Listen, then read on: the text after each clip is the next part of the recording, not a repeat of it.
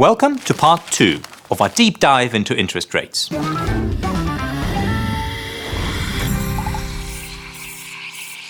Last time we talked about the interest rates that you get from your bank. Now it's time to talk about the ones your bank gets.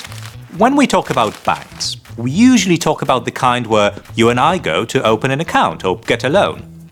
Those banks have their own bank, the central bank. Examples of central banks are the Federal Reserve in the United States or the European Central Bank, which is responsible for the Eurozone.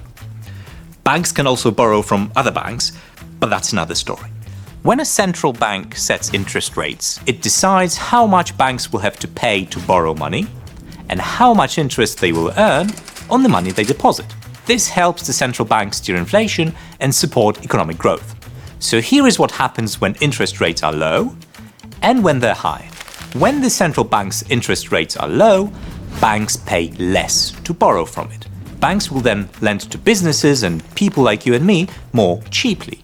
Basically, when banks set lower loan and savings rates, people may seek to borrow more for homes, cars, or renovations, for example.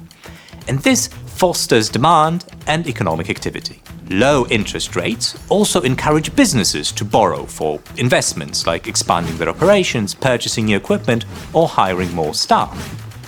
These investments can boost economic activity, increasing productivity and creating jobs. The inverse is true as well.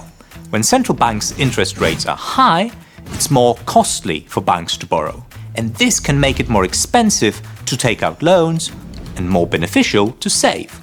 So in the end, people might decide not to borrow, but to earn more by keeping money in the bank. If people and businesses spend less, demand drops. This helps prices stabilize and to bring down inflation.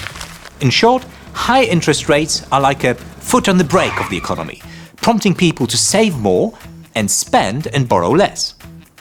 And low interest rates are like a foot on the gas pedal, encouraging people to save less and spend and borrow more. That was a lot to cover. But it was important because interest rates impact many things in the economy. But enough for today. See you next time on Espresso Economics.